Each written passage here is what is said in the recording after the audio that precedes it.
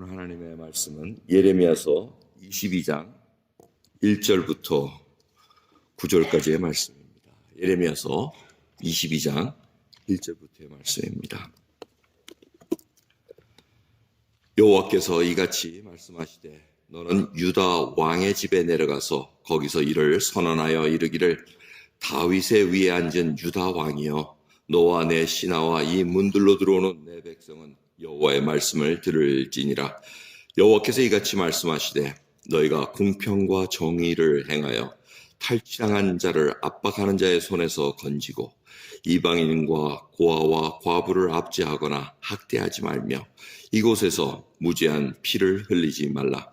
너희가 참으로 이 말을 준행하면 다윗의 위에 앉을 왕들과 신하들과 백성이 병거와 말을 타고 이 집 문으로 들어오게 되리라 하마는 너희가 이 말을 듣지 아니하면 내가 나로 맹세하노니 이 집이 황무하리라. 나 여호와의 말이니라. 나 여호와가 유다 왕의 집에 대하여 이같이 말하노라. 내가 내게 길르앗 같고 레바논의 꼭대기 같으나 내가 정령이 너로 광야와 거민이 없는 성을 만들 것이라. 내가 너 파멸할 자를 준비하리니 그들이 각기 손에 병기를 가지고 내 아름다운 백향목을 찍어 불에 던지리라. 여러 나라 사람이 이 성으로 지나가며 피차 말하기를 여호와가 이 큰 성에 이같이 행함은 어찌민고 하겠고 대답하기는 이는 그들이 자기 하나님 여호와의 언약을 버리고 다른 신들에게 절하고 그를 섬긴 영고라 하리라 하셨다 할지니라. 아멘. 예레미야 22장은 유다 왕들에게 지금 하나님께서 예언을 이렇게 선포하고 계십니다. 그러면서 그 유다 자리, 다윗의 자리에 앉은 왕들에게 지금 말씀을 하시는 게 뭡니까? 공평과 정의를 행하라는 것입니다. 그걸 행하지 않으면은 지금 이 성이 망할 거라는 겁니다. 그러면서 그 공평과 정의의 내용들은 무엇입니까? 탈취당한 자를 압박하는 자의 손에 건져내라 그럽니다. 그리고 이방인과 고아와 과부를 압제하거나 학대하지 말며 이곳에서 무죄한 피를 흘리지 말라고 얘기하십니다. 이것이 바로 공평과 정의, 하나님의 성품을 드러내라는 것입니다. 그러면서 그 일이 행해지지 않을 때는 결국은 하나님께서 이 바벨론 적군을 일으켜 세워가지고 예루살렘 그 큰 성을 망하게 하시겠다는 겁니다. 그래서 사람들이 지나가면서 이 큰 성이 왜 하나님께서 무너뜨렸느냐 하고 물어볼 때 이 백성들이 하나님과의 언약을 지키지 않고 다른 신에게 섬기는 그 행위로 말미암아 망하겠다라는 얘기가 나올 거다 이렇게 얘기하십니다.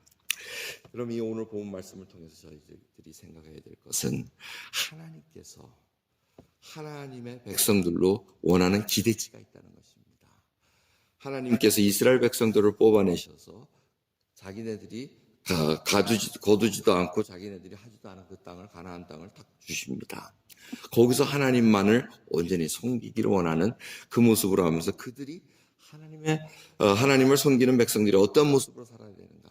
그래서 공평과 정의가 바로 하나님을 대변합니다. 이 나라는 하나님을 믿는 백성, 하나님을 섬기는 그 나라에서는 공평과 정의가 일어나는구나. 고아와 이방인과 과부를 학대하지 않고 압제하지 무죄한 피를 흘리지 않는 그 땅이구나 하는 것을 보게 된다는 것입니다. 그래서 다른 자들이 그 하나님을 믿으러 온다는 것입니다. 그것이 이루어지지 않을 때는 결국 하나님과의 언약을 파기했다는 것입니다. 그리고 다른 신을 섬기는 것으로 인해 망한다는 것입니다. 그럼 이 말씀을 통해서 저희들이 무엇을 깨닫습니까? 지금도 마찬가지입니다. 하나님, 우리 구원받은 백성들에게는 똑같이 이와 하나님의 기대하는 수준이 있으시다는 것입니다. 그 수준에 걸맞는 그 레벨이 올라가야 된다는 것입니다. 그것이 바로 원수까지 사랑하고 원수를 위해서 친히 기도하는 그러한 하나님의 사랑을 우리가 나타나야 된다는 것입니다. 공평과 정의는 하나님을 대변하는 것이라고 말씀드렸습니다.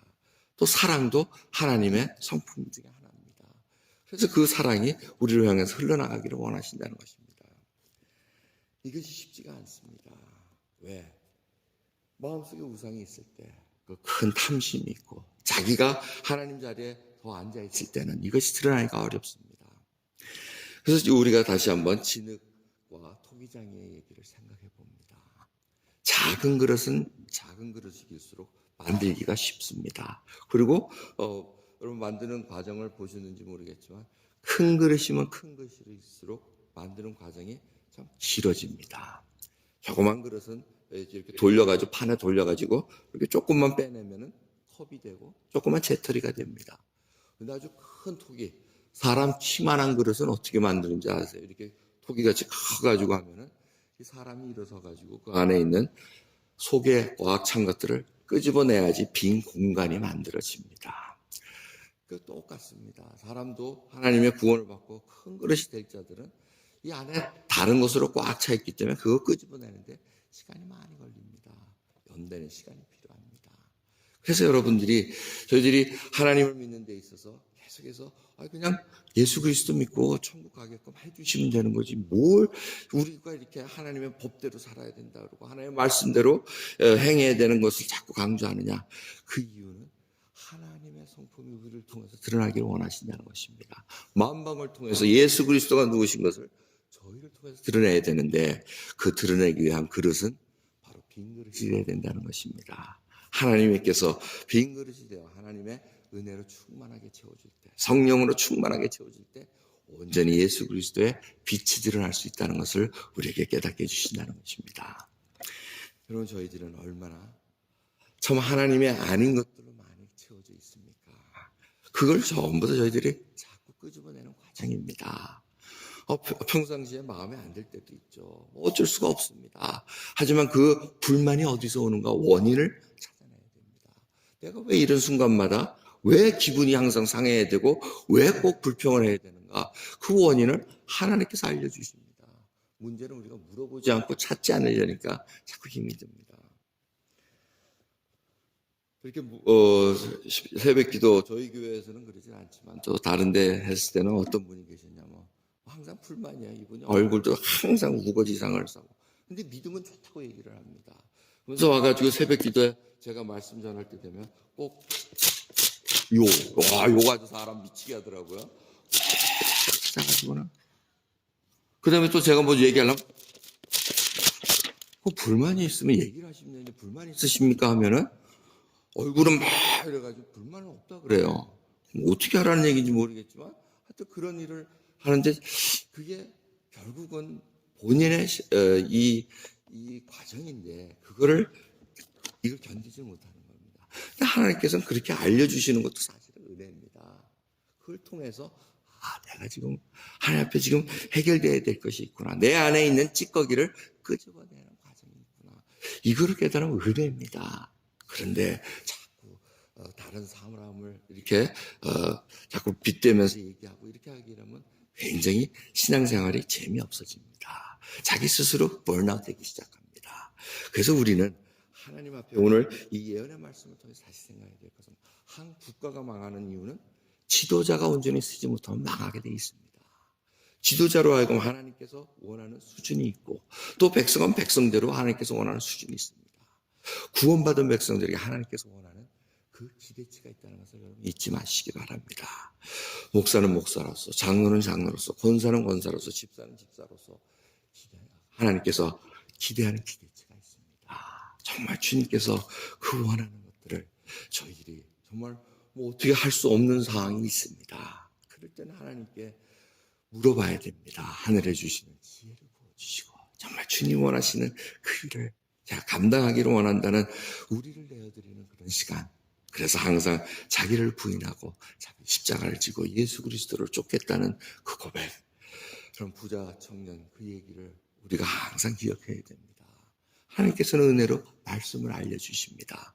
근데 우리가 그걸 해결하지 않으면은 네가 하나님을 쫓아오는데 이것이 문제가 되니 그것을 해결하고 그 재물이 문제니 재물을 다 팔고 가난한 자에게 주고 그리고 와서 나를 쫓으라 했을 때 근심하고 떠나간 것이 부자 청년의 모습이었습니다.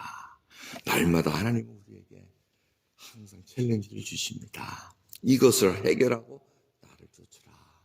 정말 주님 앞에 쫓는 그 모습 귀합니다. 하지만 하나님께서 말씀해 주실 때 내 속에 있는 그 찢기와 같이 가라앉아서 정말 하나님을 쫓아가는 데 있어서 방해되는 것은 과감히 버리겠나이다라는 그 결단으로 오늘도 하루 가볍게 하나님 앞을 쫓아가면서 하나님과 동행하는 저 여러분 되기를 간절히 예수 그리스도의 이름으로 축원합니다. 기도하겠습니다. 하나님 감사합니다. 오늘도 귀한 새벽 정말 주님 앞에 하나님께서 구원받은 백성들에게 기대하는 기대치가 있다는 것을 다시 한번 깨닫게 해주심을 감사드립니다. 주님, 저희들이 택한 족속이라고 말씀하십니다. 거룩한 백성이라고 말씀하십니다. 왕과 같은 제사장이라고 말씀하십니다. 하나님의 자녀다움의 그 향기가 드러나기를 원합니다. 하나님 앞에 예배드리는 자의 예배다움이 정말 흘러나오기를 소원합니다.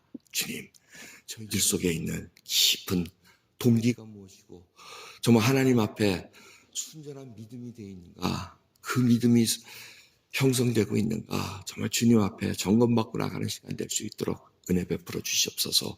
오늘도 주님께 감사드리며 영광드리며 하루 정말 가볍게 달려갈 수 있는 저희들 될 수 있도록 은혜 베풀어 주시옵소서. 감사드리며 우리 예수 그리스도의 이름으로 기도드리옵나이다. 아멘.